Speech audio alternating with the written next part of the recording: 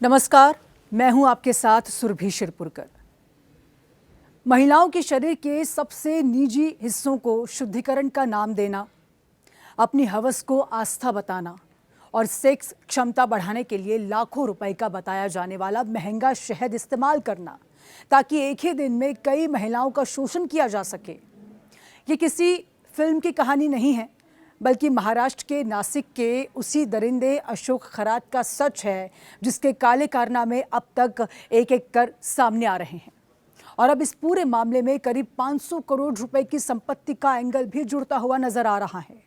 ये मामला सिर्फ एक भोंदू बाबा का नहीं, बल्कि एक ऐसे खतरनाक और संगठित जाल का है जहां आस्था, डर और मानसिक दबाव के जरिए लोगों को पूरी तरह से अपने नियंत्रण में लिया जाता था। आरोप यह है कि अशोक खरात ने 200 से ज्यादा महिलाओं को अपने जाल में फंसाया और हैरानी की बात यह है कि इन महिलाओं में कई उच्च शिक्षित, सरकारी अधिकारी और प्रभावशाली परिवारों से जुड़ी थी महिलाएं। यानी ये मामला सिर्फ अंधविश्वास नहीं, बल्कि मानसिक शोषण के उस स्तर को दिखाता है जहां पढ़े लिखे लोग भी फंसे जाते हैं।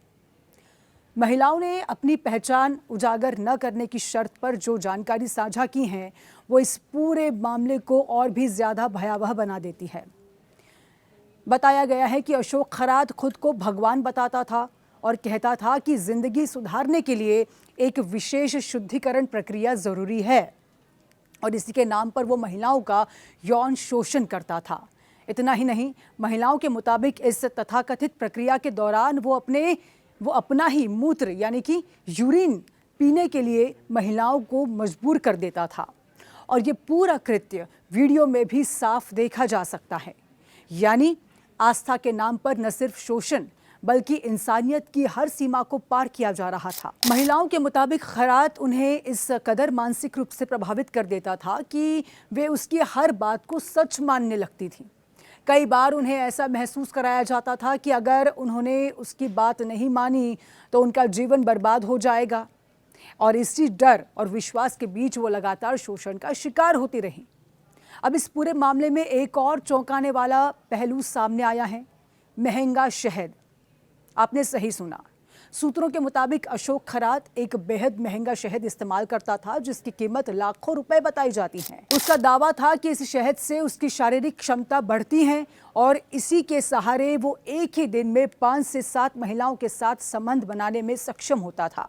ये बात सिर्फ एक आदत नहीं, बल्कि इस पूरे शोषण तंत्र की एक भयावह परत को उजागर करती है।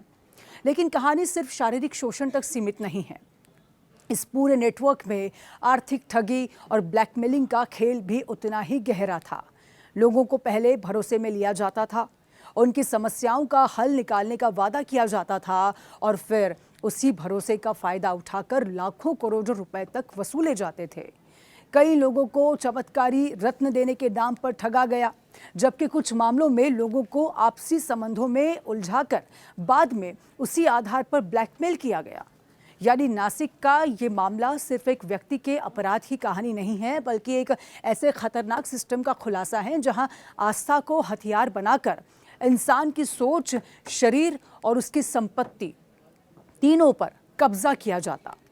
और अब जब 500 करोड़ की संपत्ति का पहलू भी सामने आ रहा है, तो ये सवाल और भी बड़ा हो जाता है कि आखिर इस पूरे नेटवर्क की जड़ें कितनी गहरी हैं। सबसे बड़ा सवाल यही है कि आखिर कैसे इतने पढ़े लिखे और प्रभावशाली लोग भी इस जाल में फंसने चले गए। क्या ये सिर्फ अंधविश्वास है, या फिर इंसान की कमजोरियों को पहचानकर उन्हें अपने फायदे के लिए इस्तेमाल करने की एक सुनियोजित साजिश?